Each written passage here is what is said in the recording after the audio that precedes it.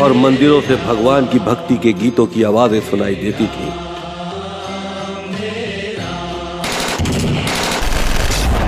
वहीं इस्लाम का चोला ओढ़े आतंकी भेड़ियों ने जुल्म की तमाम हदों को तोड़ते हुए उन मस्जिदों से कश्मीरी पंडितों के खिलाफ ऐसे ऐलानात किए, कश्मीर बनेगा पाकिस्तान पंडित आदमियों के बगैर, लेकिन पंडित औरतों के साथ। और ऐसे फतवे जारी किए कि कश्मीरी हिंदू कश्मीर छोड़कर चले जाएं। ये हुक्म आतंकी था।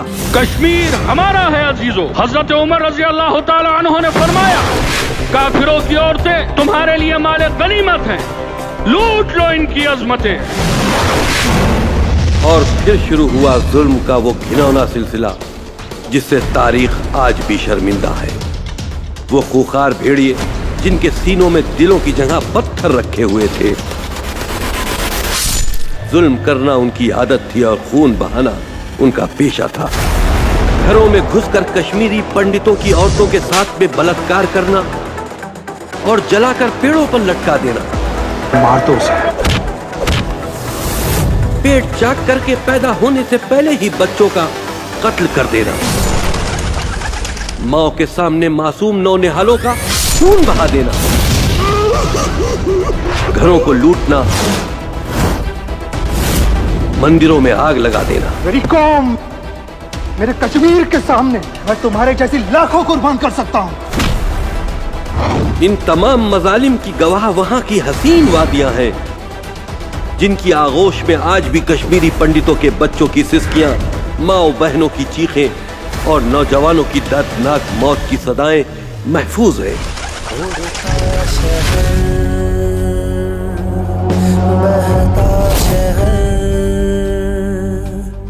ख्वाबों का ये कैसा शहर।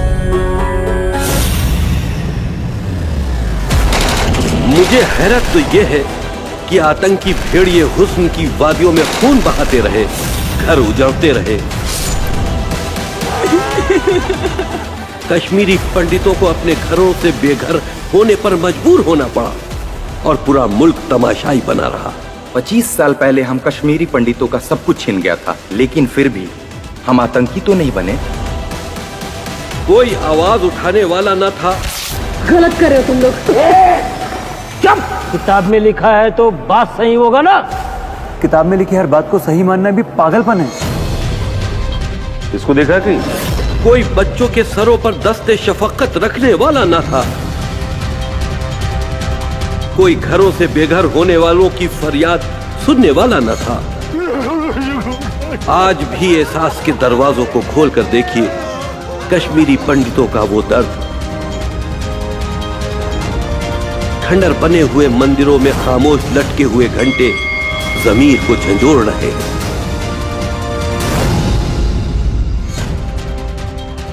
अगर सरकार लगे हाथ आरक्षण खत्म करके जनसंख्या कानून बना दे, देश की दिशा ही बदल जाए। हमें बचाने कोई ना आया, अपने वतन में दंडित हूँ। मुझसे मेरा दर्द न पूछो, मैं कश्मीरी पंडित हूँ।